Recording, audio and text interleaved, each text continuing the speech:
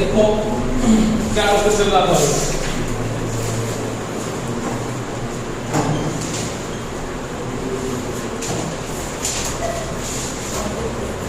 Previously motor के बारे में पढ़ रहे थे और इसमें अपने जो टॉपिक पढ़ा था ना वो सिंगल गेज मोटर के बारे में पढ़ लिया था, इसके तौर के बारे में पढ़ लिया, उसका गति प्रेशर पढ़ लिया था। आज अपने टॉपिक स्टार्ट करने जा रहे हैं तो नेक्स्ट मोटर है स्लिपिंग मोटर को पढ़ेंगे। तो 2 नंबर टॉपिक डाल लेना और लिख लेना स्लिपिंग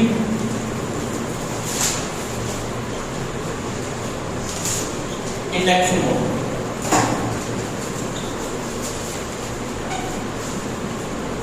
इसके बारे में पढ़ेंगे स्लिपिंग इंडक्शन मोटर। इसको हिंदी में क्या कहा जाता है? इसके कहते हैं सर्पी बल्ले। क्या कहते हैं? सर्पी बल्ले प्रेरण मोटर।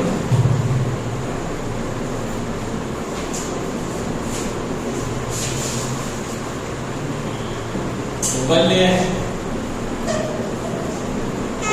प्रेरण मोटर एक ही बात है, या इसको क्या बोलते हैं? स्लिपिंग इंडक्शन मोटर कहते हैं। देखो इसमें चेंजिंग क्या करनी है अपने पास, आपको चेंजिंग यहाँ पे होगी तो ये करनी है जो इसका स्टेटर था ना, इसकी बेसिक कंस्ट्रक्शन अगर आप देखोगे ना कि बेसिक कैसे बना होता है या इसकी बेसिक जो कंस्ट्रक्शन है वो किस प्रकार से बनी होती है। तो 3 फेज में जो स्लिपिंग मोटर है इसका पहले तो बात की स्टेटर होता है। क्या होता है जी? स्टेटर।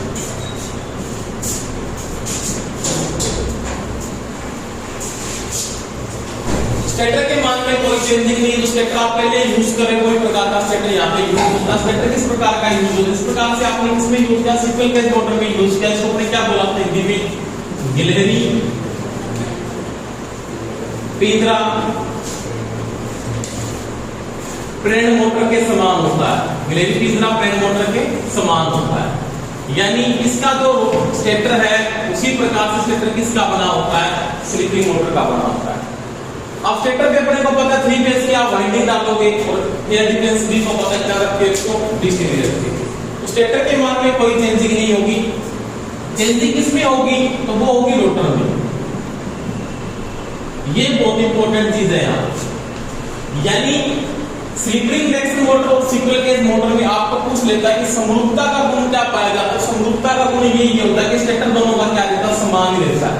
वो स्टेटर आप इसमें डाल सकते हो, स्लिपिंग मोटर में डाल सकते हो, इसमें डाल सकते हो, सिंगल केज मोटर में डाल सकते हो। डबल केज की है चाहे वो कौन सी है? सिंगल केज की है। क्योंकि सिंगल केज इंडक्शन मोटर के 2 टाइप थे, तो सिंगल केज में 1 वाइंडिंग थी रोटर में और डबल केज में 3 वाइंडिंग थी। 2 वाइंडिंग थी, एक बारी केज थी, एक इंटर केज थी। बारी किसकी बड़ी थी वो पता आपको कितने की थी? इसको ब्रास बोल सकते हो। और इंटरनल कौन सी थी? वो कॉपर की थी। अब यहाँ पे जो रोटर काम आता है ना, यहाँ पे रोटर, ये रोटर, ये यहाँ पे जो रोटर यूज करते हैं रोटर होता है बाउंड रोटर। कौन सा काम आता है? बाउंड रोटर इसके अंदर यूज किया जाता है। अब ये बाउंड रोटर होता है क्या है, किस प्रकार से इसको यूज करता है? बाउंड रोटर क्या चीज होती है? तो यहाँ पे जो आप रोटर यूज कर रहे हो ना, इस रोटर को अपने बोलते हैं जी बाउंड रोटर होता है। क्या होता है? बाउंड। बाउंड का मतलब क्या होता है जी? बाइंडिंग की गई है। समझ में आती मेरी बात? सिंगल केज में जो रोटर आपने यूज किया था वो रोटर कौन सा था? एक सोर्स के चालक के साथ बना हुआ था, उसमें कोई वाइंडिंग नहीं थी। देखो सिंपल सी बात होगी कि मेरे पास एक रोटर आप यूज करें, मेरे पास एक इसका रोटर है, ये वाला रोटर आपने इससे बनाया,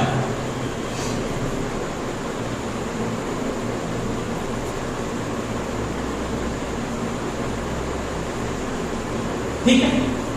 यहाँ पे इसकी क्या मान लिया? इसकी ये साफ बनी हुई है ऐसे,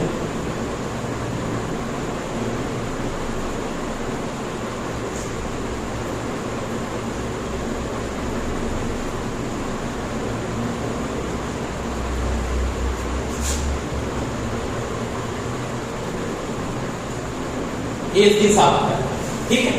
अब देखो यहाँ पे क्या होगी? नॉर्मल सी बात होगी, इसमें क्या होंगे? स्लोट होंगे ऐसे, इस प्रकार से इसके स्लोट कटे होंगे।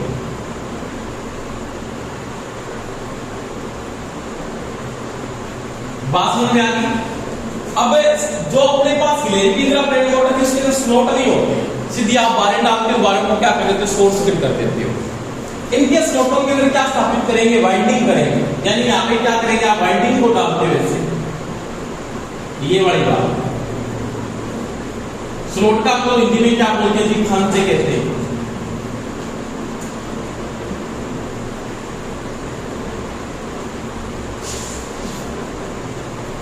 इस प्रकार से आपने वाइंडिंग को स्थापित कर दिया। तो वही बात है, इस रोटर में क्या की गई है, पहली बात है वाइंडिंग की गई है। रोटर में वेस्टिंग को स्थापित किया जाता है, वेस्टिंग स्थापित होती है। पहली बात तो यहाँ पे ये होगी। दूसरी बात होगी, ये जो वाइंडिंग होती है ना, वाइंडिंग आपको यहाँ पे एक बात ध्यान रखनी है कि स्लिप मोटर में स्टेटर में कौन सी वाइंडिंग स्थापित की जाती है, 3 फेज की वाइंडिंग करते हैं। आपको यहाँ पे नोट में पढ़ा था यहाँ पे कि आप यहाँ पे स्टेटर में पढ़ा था, स्टेटर में क्या है कि स्लिप मोटर है, चाहे वो कौन सी मोटर है, सिंगल फेज मोटर, स्टेटर के अंदर कौन सी वाइंडिंग स्थापित की जाती है, तो 3 फेज की वाइंडिंग होती है। कौन सी वाइंडिंग होती है? परंतु एक चीज का यहाँ पे ये भी ध्यान रख लेना, अगर स्लिपिंग मोटर है, स्लिपिंग मोटर के रोटर के अंदर भी वाइंडिंग होती है, कौन सी वाइंडिंग होती है, तो वो भी होती है कौन सी भाई, 3 फेज की वाइंडिंग होती है। कौन सी होती है? 3 फेज वाइंडिंग। ये चीज का ध्यान रखना। यानी ऐसी कौन सी मोटर है जिसके स्टेटर और रोटर दोनों के अंदर 3 फेज की वाइंडिंग स्थापित की जाती है, तो वो कौन सी मोटर होती है? स्लिपिंग मोटर होती है। तो इसके अंदर वाइंडिंग 3 फेज की होगी, स्टेटर में वाइंडिंग कौन सी होगी? 3 फेज की होगी। अब ये 3 फेज की जो वाइंडिंग होती है ना, यहाँ पे जो वाइंडिंग को आप यूज करते हैं, कौन सी वाइंडिंग होती है? तो 3 फेज की यहाँ पे वाइंडिंग तो होगी, पर जो वाइंडिंग होगी वो कौन सी होगी? तो वो होगी स्टार कनेक्टेड। कौन सी होगी? स्टार कनेक्टेड होगी। ये चीज का ध्यान रखना। यानी इस वाइंडिंग का जो कनेक्शन होगा वो किसमें किया जाएगा? वो किया जाएगा स्टार के। समझ में आ गई बात? यानी स्टेटर में 3 फेज की वाइंडिंग होगी, चाहे वो स्टार में, चाहे वो डेल्टा, को बात की बात है। और रोटर में वाइंडिंग होगी वो 3 फेज की वाइंडिंग होगी। कौन सी 3 फेज की वाइंडिंग होगी? तो वो वाइंडिंग होगी आपके पास स्टार की वाइंडिंग। समझ में आ गई मेरी बात? अब देखो, स्टार की वाइंडिंग होगी तो यहाँ पे क्या यूज करूंगा मैं? यहाँ पे यूज की जाएगी स्लिपिंग।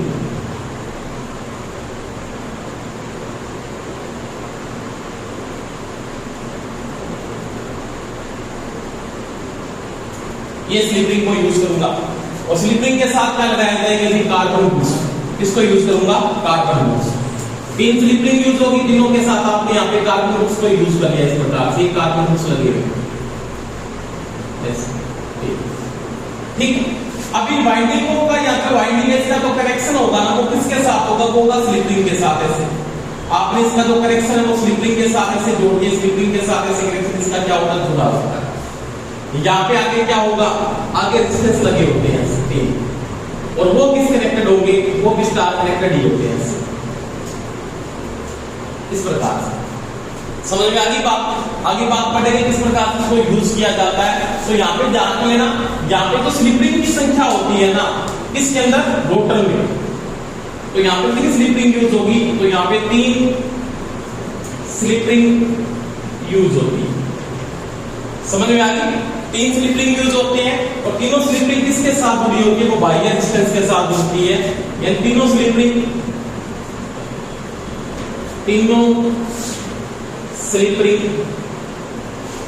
बाह्य प्रतिरोध के साथ जुड़ती है। इसके द्वारा कार्बन बूस्ट की सहायता से। ये चीज का भी ध्यान रखें। इतनी बात समझ में आ गई? ध्यान रखना, इसके रोटर में बहुत सी चेंजिंग की गई है। रोटर क्या पहली बात है, यहाँ पे जो रोटर यूज होगा वो बाउंड रोटर काम आता है। दूसरी बात है, स्टेटर में 3 फेज की वाइंडिंग के साथ साथ रोटर में भी कौन सी वाइंडिंग स्थापित की जाएगी? 3 फेज की वाइंडिंग। रोटर की जो वाइंडिंग होगी वो कौन सी वाइंडिंग होगी? वो स्टार वाइंडिंग होगी। दूसरी बात, इन स्लिपिंग का यहाँ पे यूज करूंगा। स्लिपिंग का जो संयोजन होगा वो बाह्य रेजिस्टेंस के साथ किया जाता है, जो क्या करेगा? स्पीड को कंट्रोल करने में भी सहायक और टॉर्क को भी क्या करेगा? कंट्रोल करेगा। यानी ये जो रेजिस्टेंस आप यूज कर रहे हो ना, यानी आपको पूछ सकता है कि यहाँ पे स्लिपिंग मोटर में आपने क्या किया? बाह्य प्रतिरोध को यूज किया है। किसको यूज किया है? बाह्य रेजिस्टेंस को। क्योंकि सिंपल सी बात है, देखो आपकी जो वाइंडिंग है ना, यहाँ पे ये वाइंडिंग ऐसे जुड़ी हुई है। स्टार का मतलब आपकी वाइंडिंग ऐसे,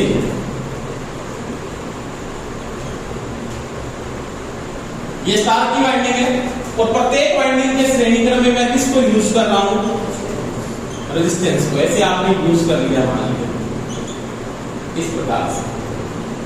अब इस आर को यूज करने का रीजन क्या है? इस आर को आपने क्यों यूज किया है?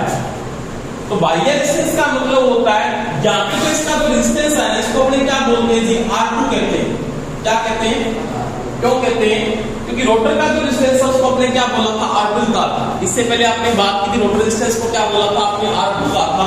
इस रोटर वाइंडिंग का जो रेजिस्टेंस है उसको आपने क्या कहा, R2 का।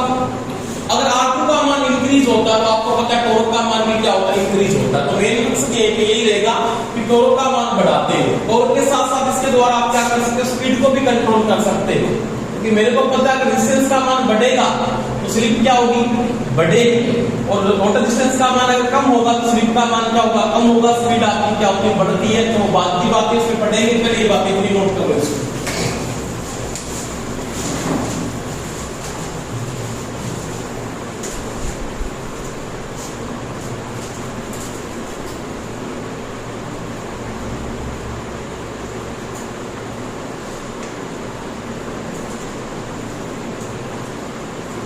एक बात इसकी तरह वो नोट कर लेना, क्या नोट करना है इसके नीचे कि यहां पे जो पोल यूज होगे ना, रोटर में पोल क्या करेंगे, रोटर में कितने पोल यूज किए जाते हैं, ये चीज का ध्यान रखना। एक प्रश्न पूछा भी गया था एक बार कि स्लिपिंग मोटर के रोटर में कितने पोल होते हैं, तो आपको ध्यान रखना है स्टेटर पोल इक्वलमेंट किसके होंगे, रोटर पोल।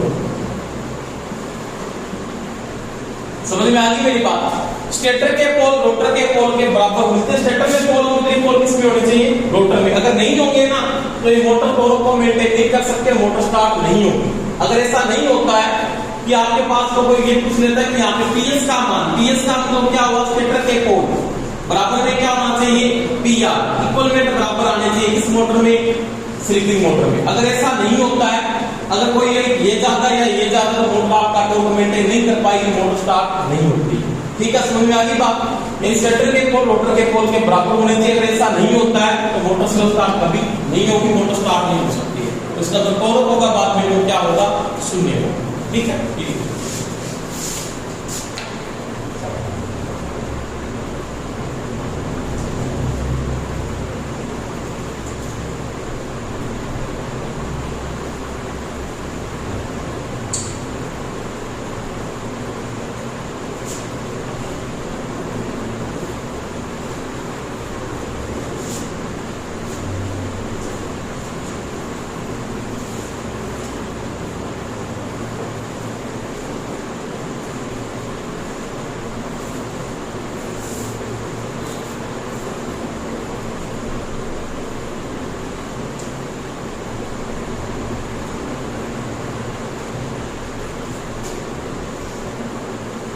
कितनी बातें कंप्लीट होगी इसकी, तो लिखकर तो बता दो मेरे को, ये समस्या आ गई।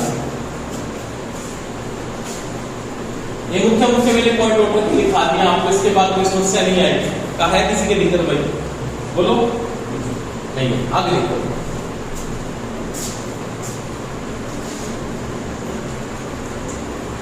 आगे चलो, बोलो भाई।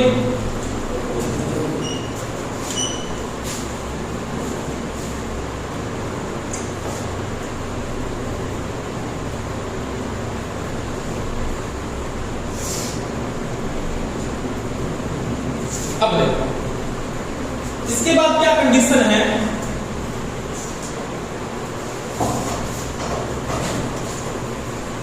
इसके बाद कंडीशन आप जो यूज कर रहे हो, ये आउटर रेजिस्टेंस लगा हुआ है, ये बाह्य क्या प्रतिरोध है, इसका रीजन क्या, इसका पर्पस क्या है। आपने स्लिपिंग के साथ इसको यूज किया, बाह्य प्रतिरोध को यूज किया है, इसको यूज किया है बाह्य रेजिस्टेंस। और जो बाह्य रेजिस्टेंस जुड़ा हुआ है वो किसके साथ जुड़ा हुआ, स्लिपिंग के साथ जुड़ा है, ये मैंने भी बात की थी। तो यहाँ पे जो बाह्य प्रतिरोध का जो रीजन है, इसको क्यों यूज किया जा रहा है, आप क्या लिखोगे यहाँ पे, R2 का मान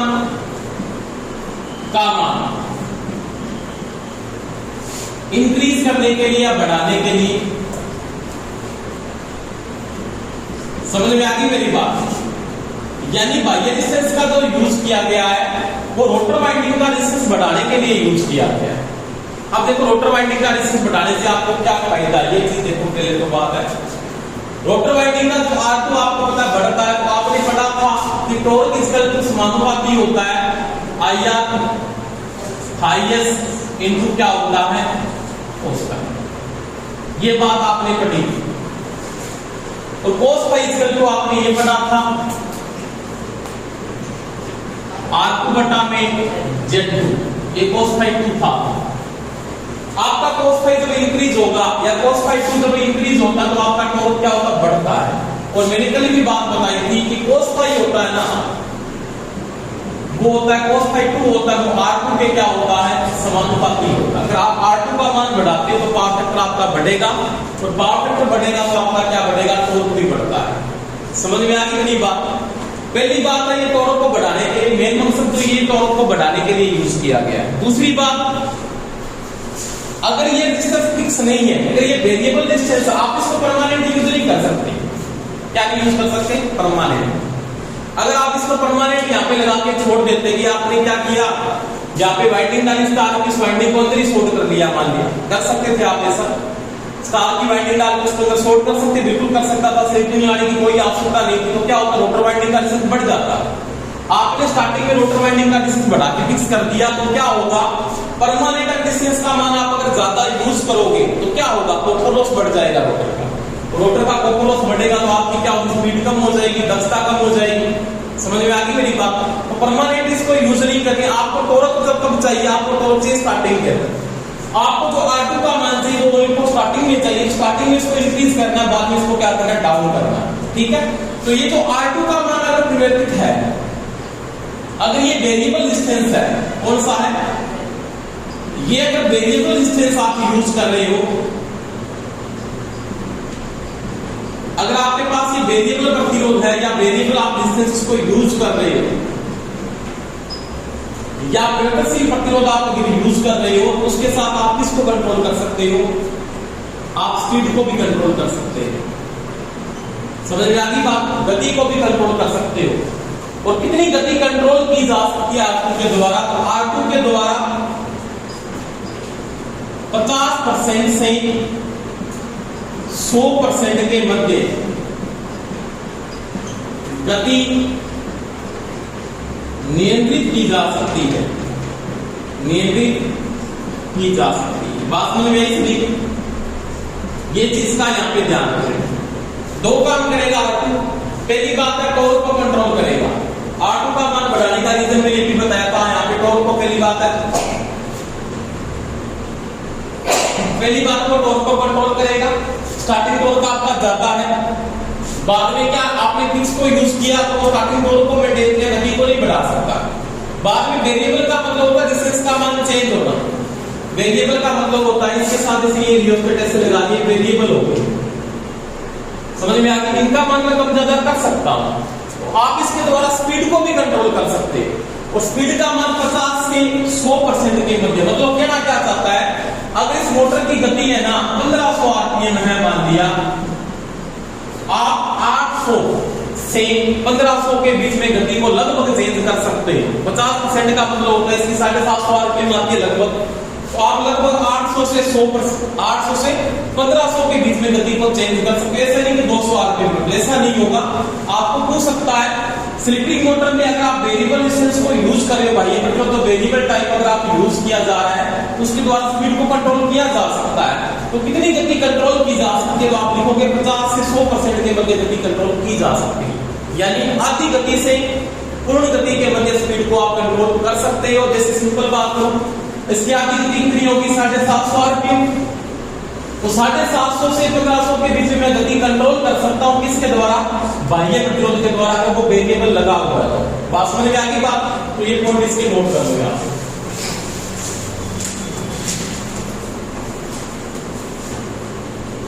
ये चीज तो लिख ली ना, क्षेत्र के पोल रोटर के पोल के बराबर होने चाहिए। अगर ऐसा नहीं होता है, इसमें से किसी से नोट कर लेना, ऐसा अगर नहीं है, ऐसा नहीं है तो टॉर्क डेवलपमेंट या उत्पन्न नहीं होगा, टॉर्क उत्पन्न नहीं होगा, यानी टॉर्क इक्वल टू 0, यानी टॉर्क का मान क्या होगा, 0 होगा।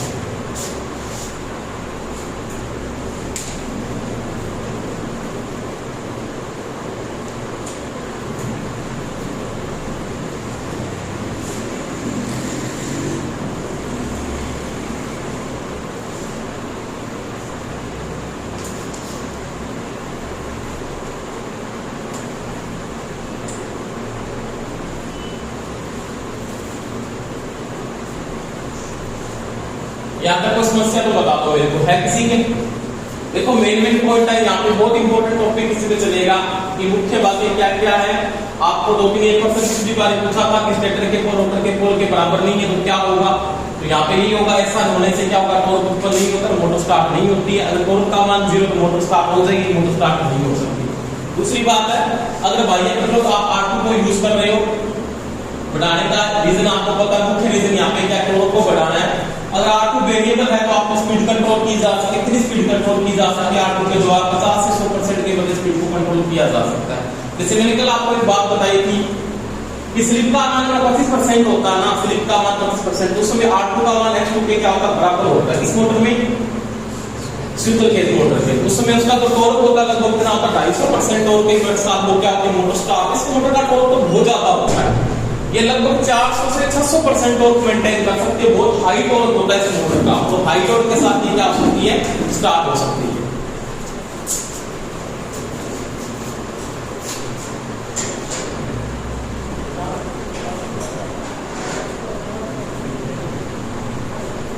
ठीक है, आगे चलो तो दिक्कत बता दो मेरे। अब देखो ये तो बातें थी इसी मुख्य में रोटर के बारे में बातें की। अब देखो यहाँ पे रोटर टॉर्क को कैसे मेंटेन करता है, किस प्रकार से आप रोटर रेजिस्टेंस को चेंज करना चाह रहे हो, आप आईआर को कैसे कंट्रोल नहीं कर सकते, फ्लक्स को कैसे कंट्रोल नहीं करते, उसके बारे में बात करूंगा। ठीक है,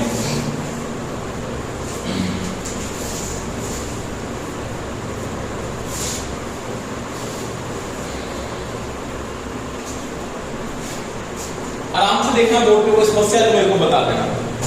अब देखो स्लिपिंग मोटर है चाहे कोई भी मोटर है, अगर आपके पास 3 फेज की जो इंडक्शन मोटर होती है ना, कौन सी थी, आप लिख सकते हो 3 फेज की। अगर मेरे पास कोई इंडक्शन मोटर है, कौन सी मोटर है जी, इंडक्शन। 3 फेज की इंडक्शन मोटर 2 टाइप की थी, आपने पढ़ा है, कौन कौन सी थी, सिंगल केज मोटर थी और एक कौन सी थी, slip ring motor. Single cage motor के 2 भाग थे, सिंगल केज और डबल केज। इन सभी का जो टॉर्क डिपेंड करता है ना, टॉर्क समानुपाती होता है किसके, आईआर हाईएस्ट इनटू में cos phi 2 लिख सकता हूं। cos phi 2 का मतलब होता है रोटर का पावर फैक्टर। समझ में आ गई मेरी बात? अब देखो सबसे पहले आपने कल एक बात की थी स्लिप के साथ, क्या की थी बात, स्लिप। आपकी जो स्लिप है ना, एस का मान, एस के साथ कई मानों में चेंजिंग हो सकती है। जैसे आपने कल एक बात की थी, R2 का मान फिक्स किया था आपने, R2 का मान फिक्स है, उसके साथ आपने एक बात और को लिखा था X2, उसके बाद आपने लिखा था Z2, उसके बाद आपने लिखा था FR। समझ में आ गई? और किसकी बात की थी, X2 Z2 FR, और क्या बच गया, हाँ IR। इतनी बातें होती है ना, ये बातें सारी की सारी, ये रनिंग कंडीशन के अंदर स्लिप के साथ चेंज होती है। किसके साथ चेंज होती है, स्लिप के साथ। X2 का मतलब रिएक्टेंस होता है, Z2 का मतलब इंपीडेंस होता है, FR का मतलब रोटर फ्रीक्वेंसी होती है, IR का मतलब रोटर भार। ये स्लिप के साथ बदलती है। बात समझ में आई मेरी बात? अब एक दिमाग में सोचने वाली बात, परंतु ये कब होता है, आप यहां पे नोट लगा के लिख सकते हो, नोट रनिंग अवस्था में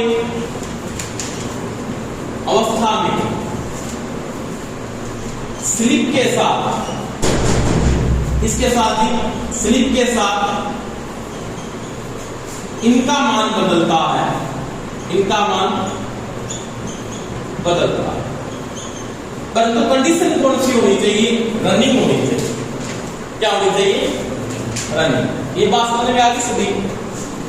क्योंकि मेरे को पता है X2 का मान चेंज कैसे होगा, तो मैं सभी बातें मैंने कल आपको समझाई थी। X2 का मान चेंज होता है और उसका मान बदल भी सकता है।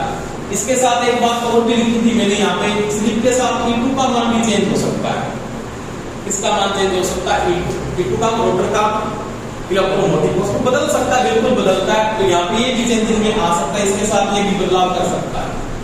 कोई दिक्कत है यहाँ पर, कोई दिक्कत नहीं। परंतु एक बात देखो, दूसरी बात मैं नोट लगा के यहाँ पे फिर लिख रहा हूं, कि आपके पास क्या है जी, R2 आपने कांस्टेंट कर रखा था। R2 के मान क्या करें, यहाँ पे मैं बात करता हूं इस कंडीशन के अंदर, रनिंग कंडीशन के अंदर अगर आप क्या करते हो, X2 Z2 FR IR E2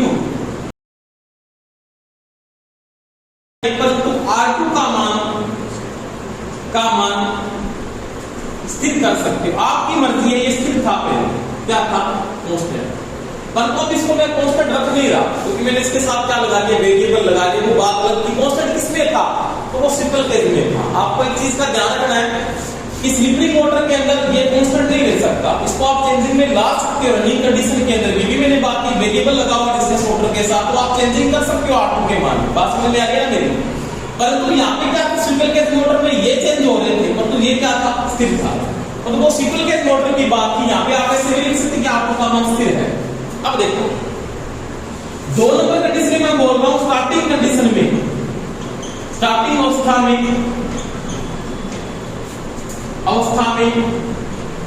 slip का मान क्या रहता है, स्थिर होगा, कांस्टेंट है स्लिप। पता है कि नहीं पता, पता सभी।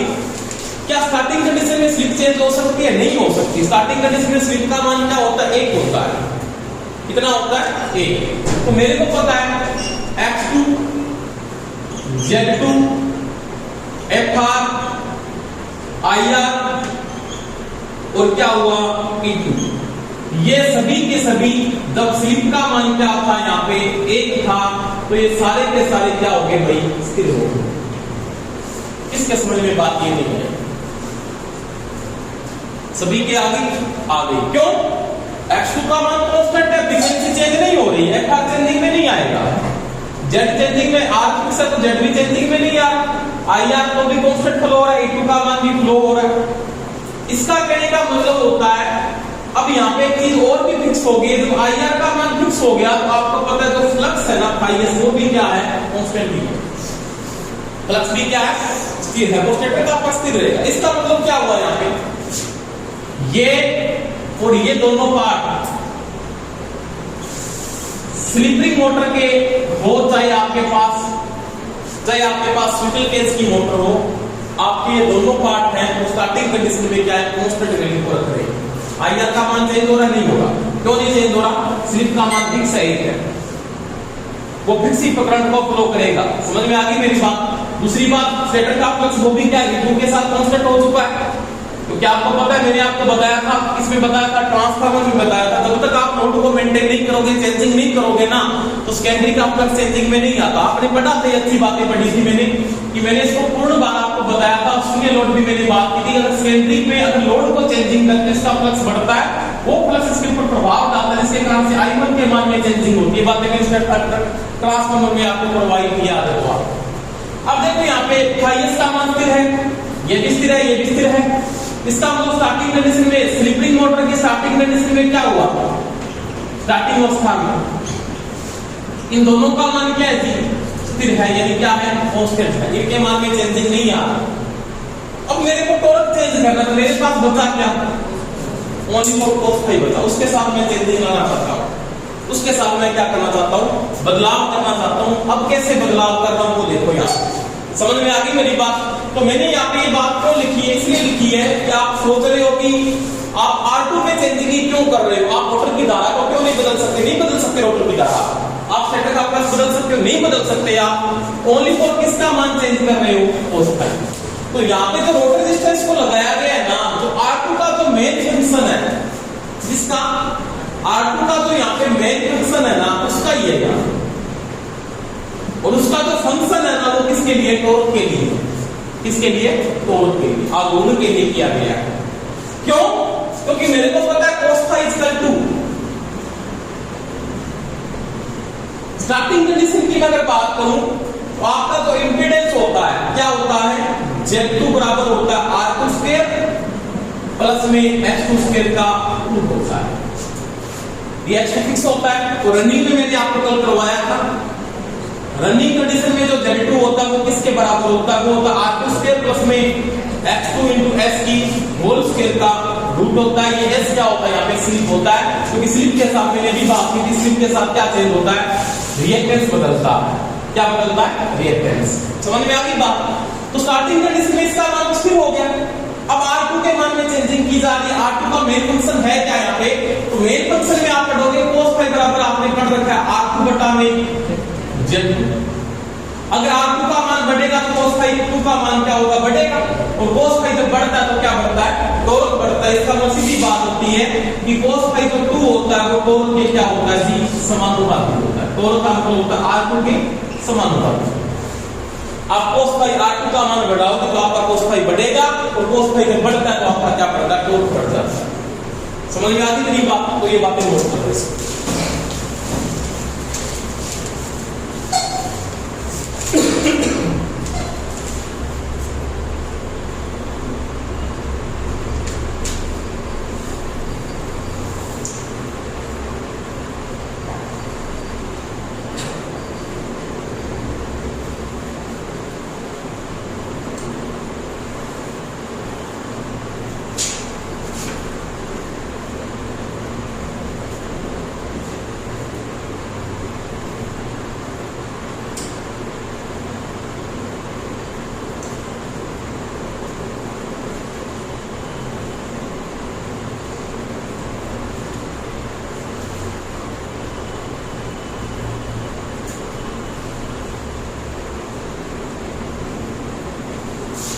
ये बात समझ में, तो आगे से लिखूंगा लाइन से लिख लोगे।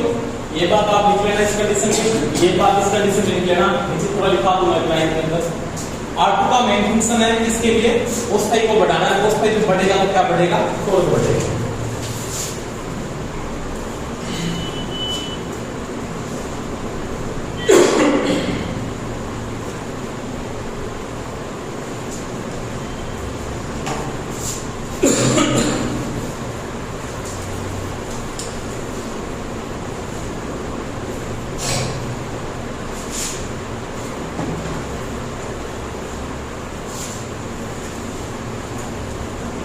अब देखो स्टार्टिंग अवस्था में लिखा है यहाँ पे स्लिप के साथ इसका मान स्थिर रहता है, क्योंकि स्लिप स्थिर है, और स्लिप स्थिर है तो इसका मान स्थिर होगा। यहाँ पे स्लिप के मान में चेंजिंग आ है, इनके मान में भी क्या है, चेंजिंग है। ये चीज का ध्यान रखना थोड़ा सा, क्योंकि रनिंग कंडीशन में इनका मान चेंज होने वाला है। क्योंकि मोटर की फ्रीक्वेंसी का आप मेंटेन करोगे ना, वो चेंजिंग होगी। H2 का मान चेंजिंग होगा, ZS का मान चेंजिंग होगा। इनको मैं ऐसे लिख सकता हूँ, देखना थोड़ा सा। इसके साथ आप रिएक्टेंस में ऐसे लिख सकते हो, इंपीडेंस को Z लिख सकते हो, इसको इसके साथ लिख सकते हो। ये भी स्लिप के साथ बदलता है, ये भी स्लिप के साथ बदलता है, ये भी स्लिप के साथ बदलता है। तो स्लिप के मान में चेंजिंग है, इनके मान में, सभी के मान में क्या होगी, चेंजिंग होगी। ये चीज का ध्यान रखना। और इसके लिए स्लिप का मान कांस्टेंट हो गया है, इन सभी का मान भी क्या हो गया है, कांस्टेंट हो गया। ये स्लिप से बदल सकते हैं, स्लिप के बगैर ये नहीं बदलेगा। ठीक है।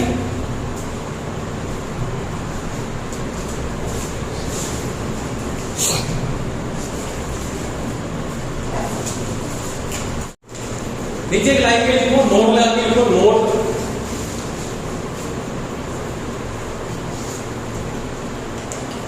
स्टार्टिंग अवस्था के अंदर, स्टार्टिंग में हिंदी में क्या बोलते हैं, परिचालन। चालन क्या होता है, रनिंग होता है। यानी लिखो परिचालन की अवस्था में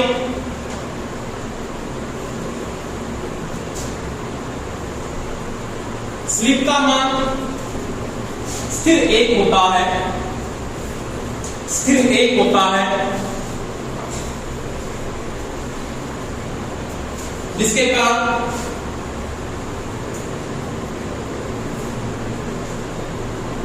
हाईएस्ट स्टेटर फ्लक्स, हाईएस्ट लिख सकते हो, स्टेटर फ्लक्स लिख लिया, I2 रोटर करंट को बोल सकते हैं, की बात I2 का मान स्थिर होता है,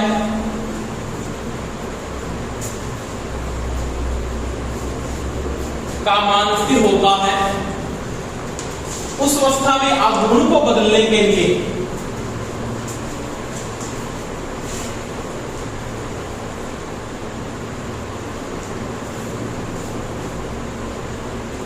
रोटर प्रतिरोध R2 में बदलाव किए जाते हैं, R2 में बदलाव किए जाते हैं। समझ में आ गई मेरी बात। मैंने यहाँ पे लिखा है कि मेन फंक्शन R2 का ही है यहाँ पे, और R2 का फंक्शन है वो भी बात करते हैं कैसे बनता है। अब देखो बोर्ड पे आराम से R2 के दो फंक्शन है। R2 को मैं यूज कर रहा हूं, R2 का मतलब क्या है आप यहां पे लिख सकते हो, ये क्या है, ये आपके पास रोटर प्रतिरोध है या रोटर रेजिस्टेंस है,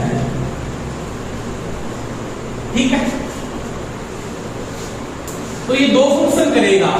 पहला क्या करेगा, मेन इसका पहला फंक्शन है ना वो तो टॉर्क को इंप्रूव करना है, टॉर्क को बढ़ाना है, यानी R2 का मान का बढ़ाते हो तो टॉर्क का मान बढ़ेगा, R2 का मान कम करोगे तो टॉर्क का मान क्या होगा, कम होगा। तो यहाँ पे तो R2 का मेन फंक्शन है वो पहला तो किसके लिए, आघूर्ण के लिए, यानी इसका मान लो R2 का मान बढ़ाने पर टॉर्क बढ़ता है। बात समझ में आई, क्यों बढ़ता है वो देखो, आपने पढ़ा cos phi 2 और यहाँ पे मैंने एक लाइन लिख रखी थी, टॉर्क समानुपाती है IR phi s into में cos phi 2। ये डिपेंड कर रहा है, किस पे डिपेंड कर रहा है, cos phi 2 पे डिपेंड कर रहा है, और cos phi 2 बराबर होता है R2 बटा में Z2। इसका मतलब cos phi 2 समानुपाती होता है किसके, R2। इतनी बात समझ में आ गई सभी के। जब रोटर का डिस्टेंस बढ़ेगा, क्या रोटर का डिस्टेंस है, जब ये बढ़ता है तो cos phi बढ़ता है, और जब cos phi का मान बढ़ता है तो आपका टॉर्क भी क्या होता है, बढ़ता है, ठीक है। दूसरी बात देखो, अगर R2 का मान वेरिएबल है, क्या है, वेरिएबल परिवर्तनशील है, अगर वो फिक्स है तो मैं नहीं कर सकता। अगर ये वेरिएबल है तो उसके द्वारा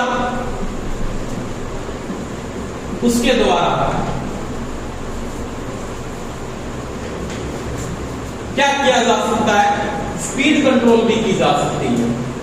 क्या की जा सकती है, स्पीड कंट्रोल, जो कितनी की जा सकती है, 50% से 100% के मध्य। ये इसके दो मेन फंक्शन है। इतनी बात समझ में आ गई सभी, ये नोट करो बस। अब इसकी कैरेक्टरिस्टिक की बात करूंगा, किस प्रकार से इसको यूज किया जाता है और कैसे बात करें वो देखिए।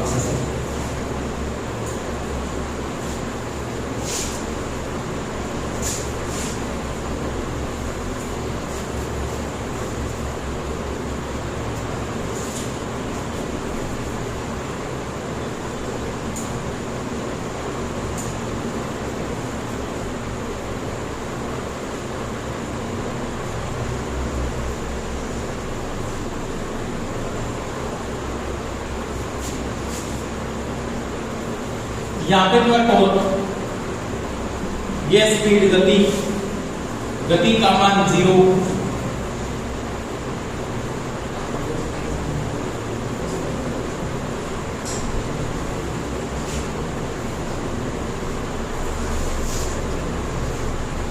यहाँ पे स्पीड है 250 आरपीएम आपकी मान लिया, यहाँ पे 500 आरपीएम, यहाँ पे 750 आरपीएम, यहाँ पे 1000 आरपीएम, यहाँ पे 1250 आरपीएम मान लिया,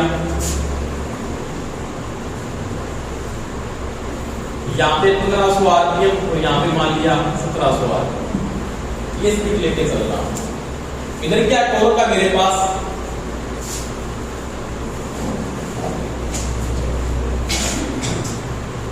यहाँ पे 100 न्यूटन मीटर का टॉर्क है, यहाँ पे 200 का है, यहाँ पे 300 का है, यहाँ पे 400 का है, यहाँ पे 500 का है और यहाँ पे क्या है 600 का है। ये इसकी कांस्टेंट रेंज है। एक चीज दिमाग में सेट कर लेना, स्लीपिंग मोटर 400 से 600% के मध्य टॉर्क को मेंटेन कर सकते हैं स्टार्टिंग के अंदर। कितना कर सकती है, 400 से 600% टॉर्क को मेंटेन कर सकते हैं मैक्सिमम। परंतु अगर स्विकल केज मोटर है तो 250% टॉर्क को मेंटेन कर सकते। कल मैंने आपको समझाया था, स्विकल केज मोटर है वो 250% टॉर्क को मेंटेन कर सकती है मैक्सिमम, तो ये मैक्सिमम 600% टॉर्क को मेंटेन कर सकती है। इसलिए इसका गुण क्या होता है, बहुत हाई होता है। समझ में आ गई मेरी बात? ये परसेंटेज में वैल्यू है सारी की सारी। और इसका जो आघूर्ण होता है लगभग ये 400 से 600% के मध्य मेंटेन करता है। 400 से 600 यानी 400 से 600% अत्यधिक भार को मेंटेन कर सकता है। टॉर्क इतना हेवी होता है। समझ में आ गया? अब देखो स्टार्टिंग के समय गति का मान क्या होगा? 0। स्थिर थोड़ी होगा, 0 होगा। स्थिर तो मतलब हो गया 15 से स्थिर गति है। स्टार्टिंग के समय गति का मान क्या होगा? आपके पास 0 होगा। उसके बाद गति का मान धीरे धीरे क्या आपका बढ़ेगा। ठीक है, पर स्टार्टिंग के समय टॉर्क बहुत ज्यादा होगा, हेवी टॉर्क है। जैसे कोई भी आपने मान लिया आपकी कोई मोटर है, उसका टॉर्क की वैल्यू कितनी आ रही है या उसका मैक्सिमम टॉर्क है कितना। जैसे ये 300 न्यूटन मीटर के टॉर्क के साथ स्टार्ट हुई, ऐसे चलती है, उसके बाद इसकी गति यहाँ पे आके फिक्स हो जाती है। ठीक है, एक दूसरी मोटर को यहाँ से चलती है ऐसे, इस गति को मेंटेन करके अगर कोई आरपीएम पे आके यहाँ पे रुक जाती है। एक मोटर इसकी यहाँ पे इसका गति के साथ चलती है और ये इस गति के साथ यहाँ पे आके रुक जाती है। सभी का तो यहाँ पे ये 600 मैक्सिमम टॉर्क को मेंटेन करिए। इसका क्या मैक्सिमम टॉर्क है? क्या है? मैक्सिमम आघूर्ण है, यानी इसका क्या यहाँ पे मैक्सिमम टॉर्क के साथ ही मोटर क्या हो स्टार्ट हो रही है। यानी इसकी जो टॉर्क की वैल्यू है वो हाई टॉर्क है। अब देखो यहाँ पे जो स्टार्टिंग टॉर्क इसने मेंटेन किया है ना, वो चीज देखो यहाँ पे ये 200 से स्टार्ट हो रही है, मान लीजिए 300 से स्टार्ट हो रही है, 450 से स्टार्ट हो रही है। इसका रीजन क्या है? तो यहाँ पे इसका जो मान लिया गया है ना, इसका मान तो मैंने R1 लिया है, यहाँ पे जो मान लिया मैंने R2 लिया और यहाँ पे जो मान लिया मैंने क्या लिया R3 लिया है। और इसके अंदर मैं ये लिख सकता हूं R1 less than R2 less than R3। अब बात समझ में आई है नहीं? क्योंकि सबसे ज्यादा मान अगर R3 का है तो स्टार्टिंग टॉर्क हेवी लेकर स्टार्ट होगी। क्योंकि R2 का मान मैंने देखो ये R1 R2 क्या है? R1 R2 क्या है? तो cos phi 2 इक्वल टू आपके पास R2 बटा में क्या है? Z2 है। R1 R2 वो R2 की वैल्यू है। अगर R2 का मान हाई होगा उस मोटर का टॉर्क क्या होगा? ज्यादा होगा, वो जल्दी से मैक्सिमम टॉर्क को लेगी। और इसमें R2 का मान कम होगा तो थोड़ा लेट क्या लेगी? मैक्सिमम टॉर्क को लेगी। समझ में आ रही है बात? तो यहाँ पे देखो सबसे कम मान किसका है? जिसके और एरो का मान होता है बड़ा, सबसे बड़ा कौन है? R3, उसका टॉर्क सबसे ज्यादा है और वो जल्दी से हाई टॉर्क को मेंटेन कर रही है। R2 का मान उससे कम, किसका टॉर्क लगभग 300 से स्टार्ट हो रही है और ये थोड़ा लेट ले रही है हाई टॉर्क को। और ये क्या करे? इसका मान सबसे कम है, थोड़ा कम टॉर्क ले रही है स्टार्टिंग में और थोड़ा लेट क्या कर रही है? सबसे कम लेट क्या ले रही है? हाई टॉर्क को ले रही है। ठीक है, तो ये टॉर्क का ग्राफ है। जब आपका टॉर्क बढ़ता है तो आपकी स्पीड का मान देखो, इसके साथ स्पीड देखो, स्पीड बढ़ती जा रही है। आपने बाद में क्या किया? लोड बढ़ाते गए ऐसी कंडीशन आएगी जहां पे जाके मोटर टॉर्क को क्या कर सकते हैं? ठोक भी सकते हैं। उसके बाद गति का मान वापस क्या होता है? टॉर्क का मान मैक्सिमम हो गया, मान लीजिए यहाँ पे आपकी गिर जाती है, गति का मान वापस क्या हो जाएगा? 0 हो जाएगा। तो इसका टॉर्क का ऑपरेशन है ये नोट इसके साथ।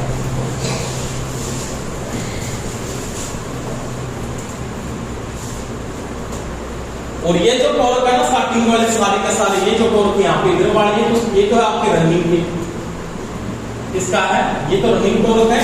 और ये इधर वाले इसके ग्राफ से इधर के ग्राफ है, इसके ग्राफ इधर वाले, तो ये सारे के सारे कौन से हैं? ये इसके स्टार्टिंग टॉर्क है। बाद में गति बढ़ती जाएगी तो उसका मान क्या होगा? कम।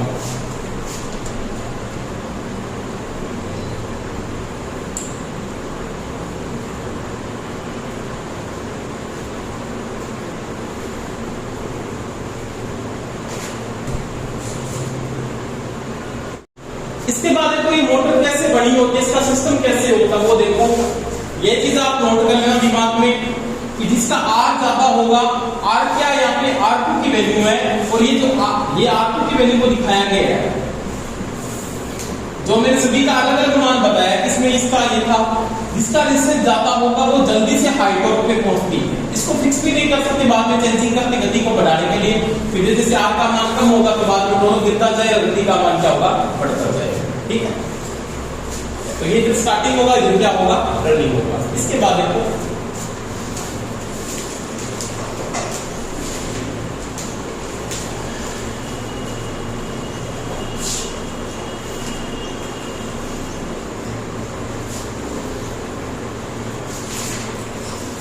स्लीपिंग मोटर आपकी कैसे बड़ी होती है, उसका फंक्शन देखो।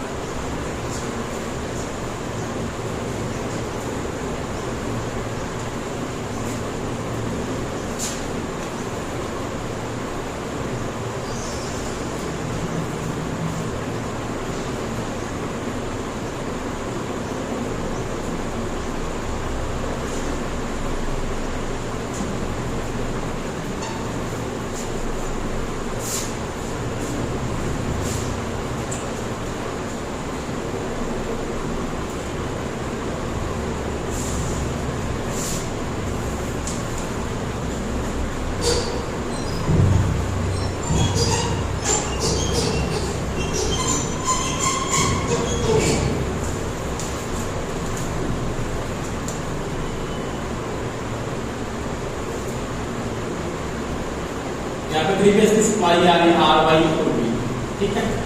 इसके अंदर रोटर की वाइंडिंग स्थापित होगी, आपको पता है तो किस कनेक्टेड होगी, स्टार कनेक्टेड वाइंडिंग हमारी, ठीक है। ये रोटर बना हुआ है, इसके अंदर ये स्टेटर का सिस्टम बना हुआ है, यहाँ पे 3 स्लिपिंग लगी हुई है।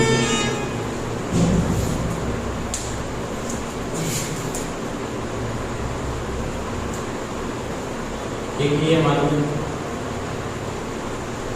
एक ये और एक ये, ठीक है।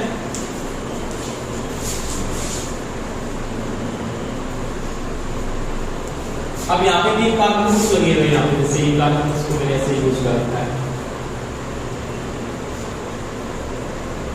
ठीक। अब यहाँ पे एक सिस्टम बना होता है, ऐसे फंक्शन होता है इसका, ये लगभग प्रेफरेंशियल मान का ही बना होता है, बॉक्स के अंदर बदल रहता है, इस प्रकार से यूज होता है इसका। ये इसका मेन पार्ट अंदर वाला इन बुझाई के लिए एक स्प्लिट इंटेलिजेंस वो सेम ही होता है कंडीशन, तो स्टेटर का होता है। अब यहाँ पे डिस्टेंस लगे होते हैं ऐसे इस प्रकार से, ये लगा हुआ है, एक ये लगा हुआ है, एक ये लगा हुआ, ठीक। अब आपको 3 टर्मिनल यहाँ से बाहर निकालने हैं, तो ये यूज कर लिया, इसको मैंने इसके साथ जोड़ दिया, एक आपने ये यूज कर लिया, इसको आपने यहाँ पे जोड़ दिया, और एक आपने ये यूज कर लिया, इसको आपने यहाँ पे जोड़ दिया, ठीक है। ये स्लिपिंग लगी हुई है, ये आपके कार्बन बुश है,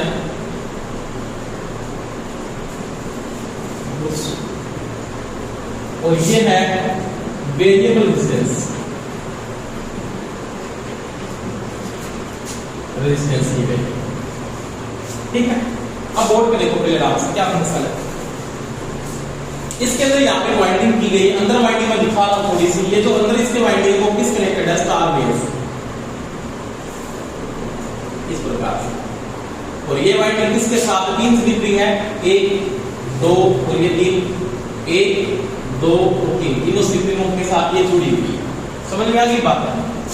स्टेटर में कोई चेंज नहीं, स्टेटर में आपने 3 फेज की वाइंडिंग को डाल रखा, हुआ क्या फंक्शन, सबसे पहले फंक्शन ये हो रहा है कि देखो ये 3 टर्मिनल है, देखिए आपने जुड़ा, इसके साथ देखो क्या हो रहा है, ये जगह लाइन ऐसे, ये यहाँ पे गया, यहाँ पे गया, ये रेजिस्टेंस किस तरह में जुड़ रहा है, श्रेणी क्रम में जुड़ रहा है, ऐसे जुड़ रहा है कि नहीं जुड़ रहा।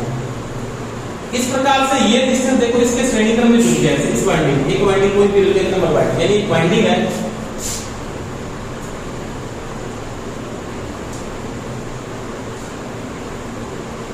ये 3 वाइंडिंग, 3 टर्मिनल हो गए, ये 1 नंबर हो गया, मान लीजिए 2 नंबर हो गया, 3 नंबर हो गया। एक रेजिस्टेंस इसके श्रेणी क्रम में ऐसे जुड़ रहा है R, एक इसके श्रेणी क्रम में ऐसे जुड़ रहा है, एक इसके श्रेणी क्रम में जुड़ रहा है ऐसे R। अब क्या ये ओपन है क्या, बाहर से ओपन नहीं रह सकते, ओपन है तो क्या होगा, स्टार्ट हो जाएगी मोटर, स्टार्ट ही नहीं होगी ओपन सर्किट में, ये कैसे जुड़े आपस में, इस प्रकार से जुड़े, तीनों स्पोर्ट्स हो गए। कैसे देखो, एक वाइंडिंग इसके साथ जुड़ गई, दूसरी वाइंडिंग देखो यहाँ पे कनेक्ट करेगी ऐसे, तो ये इसके साथ जुड़ गई, तीसरी यहाँ पे कनेक्ट करेगी, ये इसके साथ जुड़ गई, तीनों को बाद में आपस में क्या कर रखा है, शॉर्ट कर दिया, हो गए कि नहीं हो गए। यानी क्या, तीनों जुड़ने के बाद तीनों एक बिंदु के ऊपर आपस में क्या हो गया, शॉर्ट हो गए, किसके साथ हो गए, डिस्टेंस के साथ।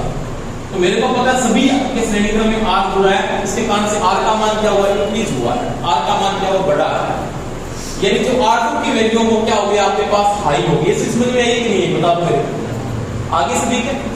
ये तीनों की तीनों जो इसके श्रेणी क्रम में जुड़े, R2 का मान बढ़ गया, R2 का मान जैसे इंक्रीज हुआ है, R2 समानुपाती किसके है, cos phi 2 के समानुपाती है, मोटर ने टॉर्क को क्या कर लिया, बढ़ा लिया, तो इसका मतलब cos phi बढ़ेगा तो टॉर्क भी क्या होगा, बढ़ेगा।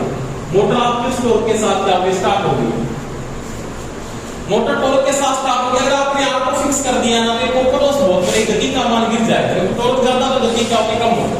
आप क्या करोगे, इन तीनों को क्या करोगे, एक साथ घूमते हैं ऐसे, इस प्रकार से कॉन्टेक्ट है इन तीनों का, ऐसे ये तीनों ऐसे घूमेंगे एक साथ। यानी ये वाला जो आर्म है ना, यहाँ से घुमाने वाला हैंडल के साथ घुमाया जाता है, ऐसे यहाँ पे जाएगी, तो ये वाला चल के कहां पे आएगा, यहाँ पे आएगा, ये वाला चल के कहां पे आएगा, यहाँ पे। तो ये वेरिएबल टाइप का हो गया। और जैसे जैसे R2 का मान कम होता जाता है, cos phi का मान क्या होता है, cos phi 2 का मान कम होता जाता है, cos phi 2 का मान कम होता जाता है, किसका मान कम हो रहा है, और का मान, टोर का मान जब कम हो रहा है तो d का मान क्या हो रहा है, अंतिम कंडीशन पे क्या होगा कि जब ये चलते चलते यहां से यहां पे आके ये तो आ गया जी, यहां पे ये आ गया, यहां पे ये आ गया, यहां, इसका मतलब क्या हुआ, ये तीनों टर्मिनल आपस में क्या होंगे, शॉर्ट होंगे। इसका मतलब ये वाले रेजिस्टेंस है ना, बार वाले तो ये वाइंडिंग आपस में क्या होगी, शॉर्ट होगी कि नहीं हो गई। इसका मतलब ये वाइंडिंग का शॉर्ट होगी, इसका मतलब ये आप रेजिस्टेंस काम करे नहीं कर रहे काम, इसका मतलब R2 का मान और ज्यादा गिरेगा, cos phi और कम होगा, तो थोड़ा कम होगा, गति का मान क्या होगा, बढ़ जाएगा। तो ये इसका फंक्शन है, इस मोटर को इस प्रकार से स्टार्ट किया जाता है। तब इसके लिए बाह्य स्टार्टर बनाया जाता है, इसको बोलते हैं स्लिप रिंग स्टार्टर बोला जाता है। पढ़ेंगे इसके बारे में, क्या बोलते हैं, स्लिप रिंग स्टार्टर। और इसके साथ क्या लगा होता है, डीओ स्टार्टर जोड़ा जाता है मोटर को चलाने के लिए। यहाँ पे इसके आगे स्टार्टिंग में स्टार्टर को कौन ऑन करेगा, तो डीओ करेगा, मोटर को कौन कंट्रोल करेगा, स्लिप रिंग स्टार्टर का। तब इसके आगे स्टार्टर को लगा होता है डीओ, डायरेक्ट ऑनलाइन स्टार्टर इसको कहा जाता है, जो स्टार्टिंग में स्टार्ट करेगा मोटर को। अब इसकी मोटर की धारा को कंट्रोल कौन कर रहा है, मोटर की लोड धारा कैसे कंट्रोल होगी, तो स्लिप रिंग स्टार्टर से ही कंट्रोल होगी। ठीक है, तो दो स्टार्टर लगाए जाते हैं, तो डीएल यहाँ पे लगेगा और यहाँ पे लगेगा स्लिप रिंग स्टार्टर। इस प्रकार से सिस्टम बना होता है। ठीक है, कोई दिक्कत बता दोगे नहीं, ये बना दो।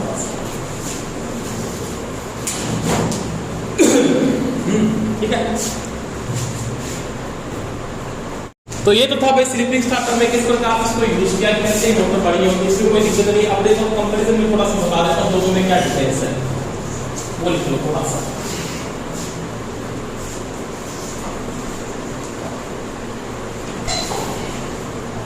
बस ये इसके बाद काटे पढ़ ले, इसके बाद सुनिए इसकी मोटर ने कितना स्टार्ट रेस्पॉन्स बोलते हैं।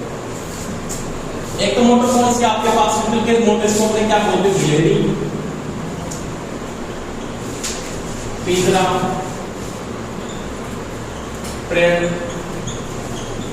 मोटर। एक तो ये है, एक कौन सी है, सप्पी बल्ले, सप्पी बल्ले ट्रेड मोटर। और ये 3 फेज के दोनों की कौन सी है, 3 फेज। इसका इलेक्ट्रिक 3 फेज का 3 कला, इसका इलेक्ट्रिक 3 कला। ठीक, इसमें क्रम संख्या लिख लेना, यहाँ पे क्रम संख्या 1 में लिखना, आप क्या लिखोगे, स्टार्टिंग लोड देखो दोनों के दोनों, सबसे पहले क्या स्टेटर दोनों में सेम है, स्टेटर में दोनों में कोई चेंजिंग नहीं, आप लिख सकते हो यहाँ पे स्टेटर दोनों का क्या है, सेम होता है, इसका और इसका, दोनों में स्टेटर में कोई चेंजिंग नहीं, सेम सेम होते हैं। ठीक है, दोनों में इसमें क्या लिखोगे, रोटर। ठीक है, कौन सा रोटर काम आता है, इसमें सिंगल केज रोटर काम आता है। कौन सा काम आता है, इसके नाम से ही पता है कौन सा काम आता है, गिलेरी। तीसरा रोटर काम आता है, और यहाँ पे जो रोटर काम आता है वो होता है बाउंड रोटर। कौन सा काम आता है, बाउंड रोटर। बाउंड का मतलब होता है इसके अंदर वाइंडिंग की जाती है, वाइंडिंग क्या भाग होता है।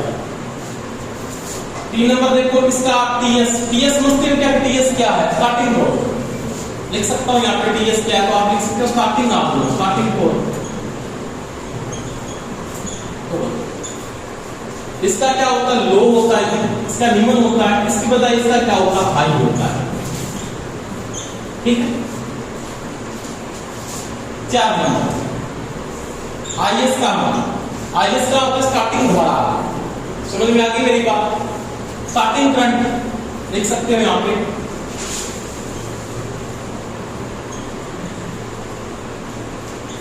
करंट।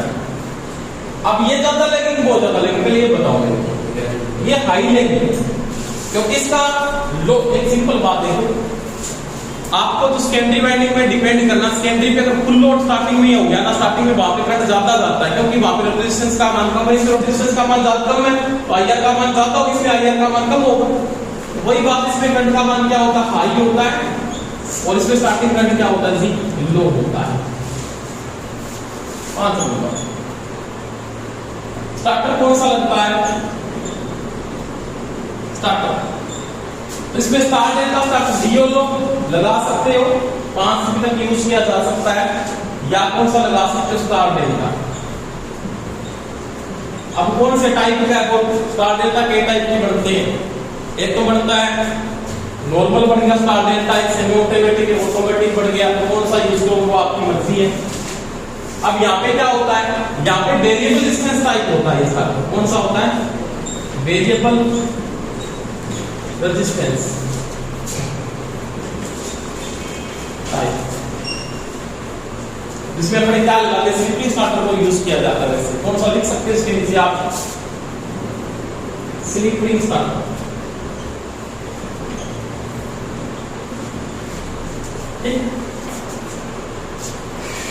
स्पीड कंट्रोल 6 नंबर इसमें लिखिएगा, स्पीड कंट्रोल।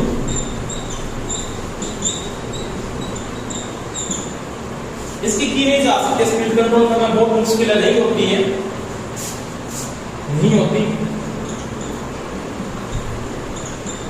आसान है। कर सकते हो स्पीड कंट्रोल की बात की थी मैंने, कर सकते हो नहीं कर सकते? कर सकते हो इसको, इसके द्वारा, वेरिएबल डिस्टेंस के द्वारा। अब इसकी स्पीड को कंट्रोल करना है ना, तो कैसे कर सकते हो? या तो पोल का मान बदलो, पोल चेंज करके, या फ्रीक्वेंसी चेंज करके। वो क्या पड़ेगा आपके पास? बहुत मुश्किल पड़ेगा, ये काम नहीं चल रहा है। ठीक है, ये नॉर्मल लोड के लिए यूज होती है। इसका यूज कहां पे होता है? ये बहुत इंपॉर्टेंट चीज है। इसका यूज कहां पे किया जाता है? यहाँ पे लिखता हूं यूज। एक तो करते हैं होस्ट में, इसमें करते हैं ओएस में, और कहां पे करते हैं? क्रेन में, और क्या पे करते हैं? प्रिंटिंग प्रेस के अंदर, जहां पे लोड का मान वेरिएबल हो, वो कहां पे यूज करते हैं? ओएस में, क्रेन में, प्रिंटिंग प्रेस के अंदर। और किया जाता है इसका कन्वेयर और मिल, कन्वेयर में और मिल में इसका उपयोग करते हैं। जैसे ये लिखना है, ठीक है? नहीं, इधर वाले के लिखा है मैंने। अगर लोड के मान में चेंजिंग नहीं, जैसे नॉर्मल 3 फेज का लोड है ना, तो वहां पे इस मोटर को यूज किया जाता है।